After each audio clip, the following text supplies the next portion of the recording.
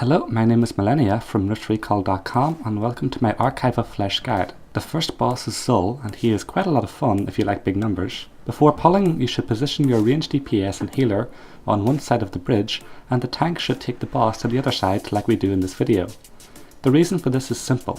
At the beginning of the encounter, the boss has 4 stacks of a buff that reduces damage taken by 25% per stack, so he's basically immune to damage at the start.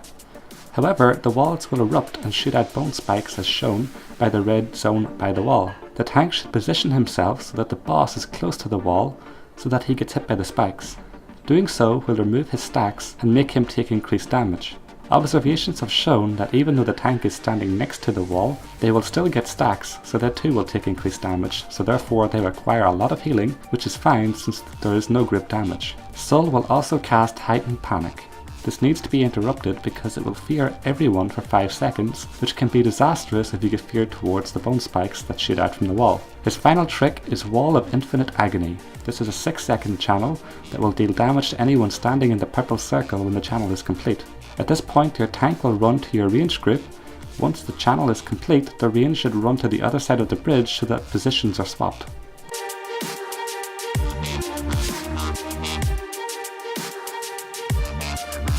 The next boss is Filth Gorger Vorka. When pulling him, you need to split up so that you have one person in each corner of the room to cover the 4 levers. Periodically a lever will pulse with a green effect. The person that is assigned to that lever needs to click it or else a gas cloud will erupt from it, dealing damage to everyone in the group. Very often during the encounter, Vorka will summon a frightened experiment. This ad has low health but needs to be killed off quickly because the boss will leap to it and begin consuming it. For each second that the frightened experiment is being consumed, Vorka will gain a 3% damage increase that stacks, so the ad needs to die fast before the boss's damage output gets out of control.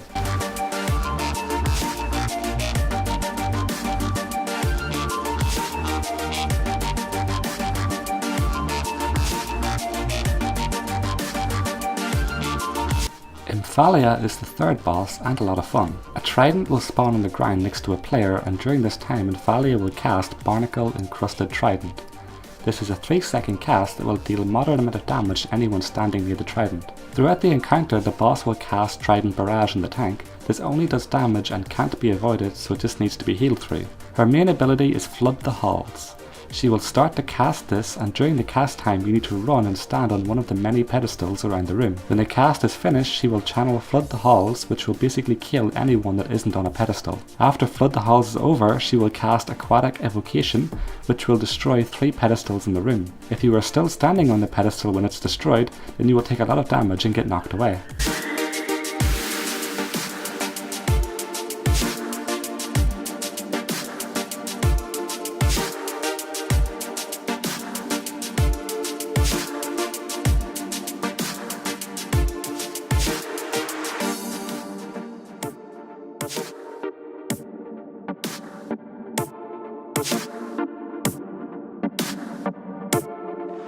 The fourth boss is Animator Kahile. The most noteworthy mechanic of this encounter is the Frenzied Embrace. These are large yellow bubbles that will cover most of the room and deal damage to anyone standing in them. You have a few seconds after they spawn to get to a safe location. The animator will target a random player and begin to cast Reform Anatomy. After 3 seconds, the cast will damage the player and anyone around them. Stygian Fissure is a frontal cone effect that the boss uses and it's easily visible by the orange rectangle. After he completes the cast, he will begin to channel it.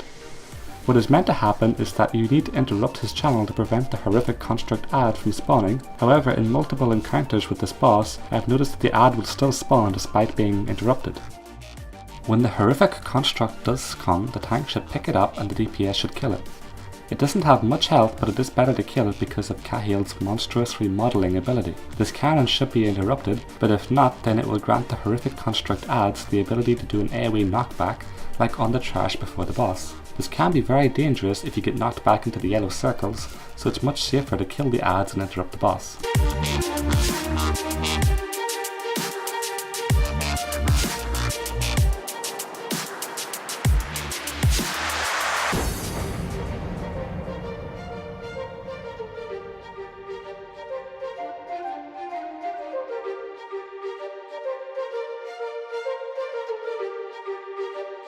Azureus is the final boss of the dungeon and his mechanics make him worthy of that. For the convenience of more space, we tanked him down the ramp as shown in the video. For the most part, he will spam cast Morphic Wave, and upon reaching 6 stacks he will teleport to a new location in the room, which is not always good for reasons I will cover later. To prevent this from occurring, you need to interrupt him, as doing that will stop the cast and remove all stacks of Morphic Wave.